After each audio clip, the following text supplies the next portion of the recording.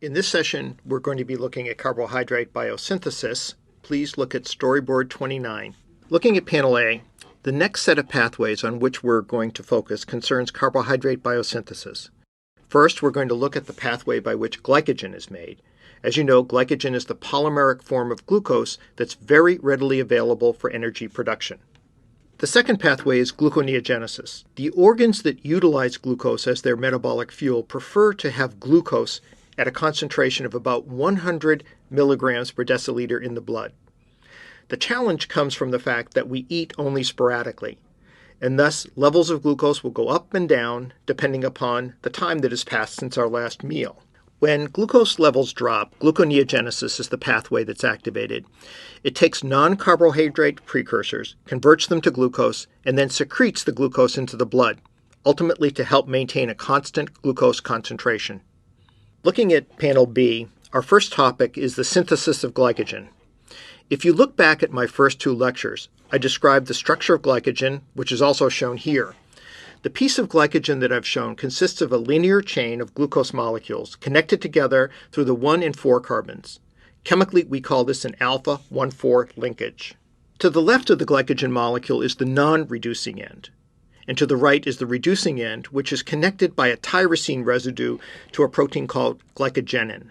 Glycogenin is a variant of the glycogen synthase enzyme we'll talk about later.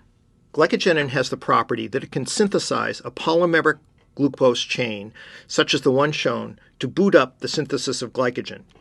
In effect, glycogenin forms a primer molecule, such as the one shown, that provides a non-reducing end that can be extended by its sister enzyme, glycogen synthase. While I've drawn a linear glucose, I want you to keep in mind that branches off of the 6 carbon of the glucoses in the chain are possible. As I mentioned earlier, glycogen is designed for fast breakdown. Its glucose units will quickly enter the pathway of glycolysis and generate ATPs in a matter of seconds. Let's now look at panel C. It's useful to review the biochemical steps by which glycogen is broken down, because the exact same intermediates appear in the reverse order in the synthesis of glycogen. The key enzyme for glycogen breakdown, or glycogenolysis, is glycogen phosphorylase. Glycogen phosphorylase progressively will nip off the non-reducing end, that is the leftmost sugar as shown, producing an oxonium ion intermediate.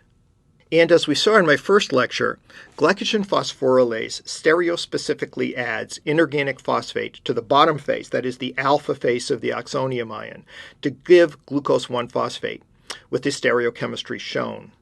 Once again, these same intermediates are going to appear in the synthesis of glycogen. Now let's take a look at the way that glucose 1-phosphate interfaces with the other biosynthetic and catabolic pathways. Let's look at panel D.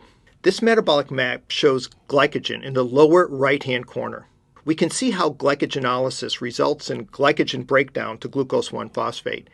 And in the reverse direction, we can see how glucose 1-phosphate can be used to make glycogen by way of 2 enzymes, UDP glucose pyrophosphorylase, UGP, and glycogen synthase, GS.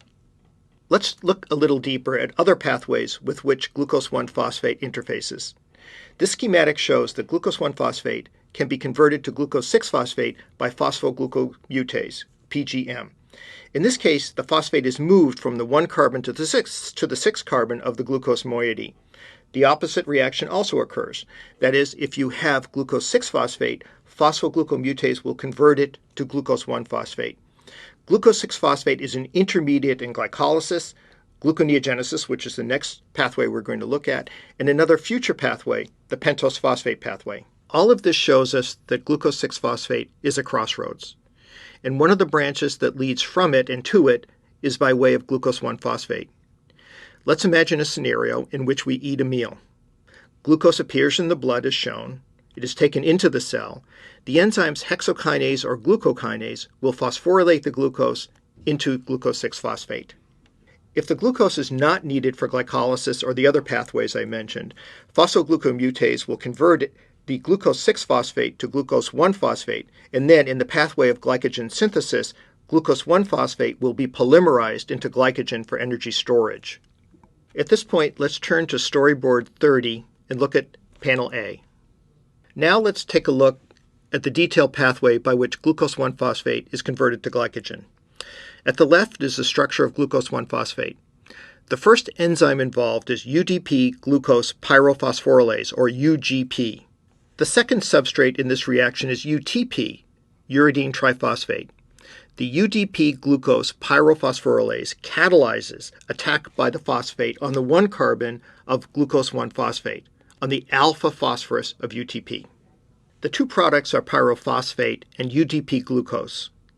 The reaction is made thermodynamically irreversible by hydrolysis of pyrophosphate by inorganic pyrophosphatase into 2 molecules of inorganic phosphate. The UDP glucose is the substrate for the next enzyme in the sequence, glycogen synthase. I'm going to divide the glycogen synthase reaction into 2 parts.